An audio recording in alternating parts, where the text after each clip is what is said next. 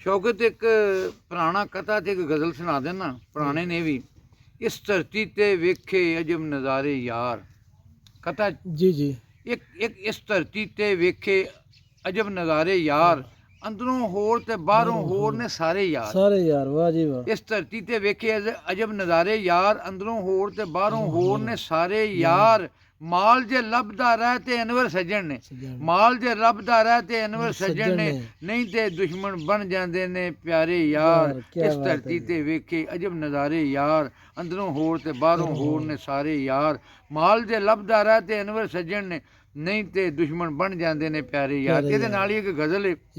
ਨਾ ਦਿੰਦੇ ਨੇ ਰੋਵਣ ਤੇ ਨਾ ਹੱਸਣ ਦਿੰਦੇ, ਦਿਲ ਦੀ ਗੱਲ ਕਿਸੇ ਨੂੰ ਨਹੀਂ ਇਹ ਦੱਸਣ ਦਿੰਦੇ। ਲਾਈਆਂ ਇੰਝ ਪਾਬੰਦੀਆਂ ਸਾਡੇ ਉੱਤੇ ਹਨ, ਸਾਨੂੰ ਢਿੱਲੀ ਮੰਜੀ ਵੀ ਨਹੀਂ ਕੱਸਣ ਦਿੰਦੇ, ਸਾਨੂੰ ਢਿੱਲੀ ਮੰਜੀ ਵੀ ਨਹੀਂ ਕੱਸਣ ਦਿੰਦੇ। ਤੇ ਮੌਲਾ ਹੀ ਜਾਣੇ ਕਿਵੇਂ ਗੁਜ਼ਾਰਾ ਹੋਣਾ ਹੈ ਹੁਣ, ਅੱਲਾ ਹੀ ਜਾਣੇ ਕਿਵੇਂ ਗੁਜ਼ਾਰਾ ਹੋਣਾ ਹੈ ਹੁਣ। ਉਹਦੇ ਵਸਦੀ ਏ ਪਰ ਇਹ ਨਹੀਂ ਵਸਣ ਦਿੰਦੇ। ਤੇ ਚਿੱਤੂ ਦਾ ਚੱਕ ਪੈ ਜਾਵੇ, ਚਿੱਤੂ ਦਾ ਚੱਕ ਪੈ ਜਾਵੇ ਤੇ ਛੱਡਦਾ ਨਹੀਂ ਜੇ, ਤਗੜੇ ਪਿੰਡ ਦੇ ਵਿੱਚੋਂ ਵੀ ਨਹੀਂ ਨੱਸਣ ਦਿੰਦੇ। ਚਿੱਤੂ ਦਾ ਚੱਕ ਪੈ ਜਾਵੇ ਤੇ ਛੱਡਦਾ ਨਹੀਂ ਜੇ, ਤਗੜੇ ਪਿੰਡ ਦੇ ਵਿੱਚੋਂ ਵੀ ਨਹੀਂ ਨੱਸਣ ਦਿੰਦੇ। ਤੇ ਸਿਰ ਤੇ ਹੱਥ ਵੀ ਆਪਣੇ ਨੇ ਤੇ ਤੇਲ ਵੀ ਆਪਣਾ, ਸਿਰ ਤੇ ਹੱਥ ਵੀ ਆਪਣੇ ਨੇ ਤੇ ਤੇਲ ਵੀ ਆਪਣਾ।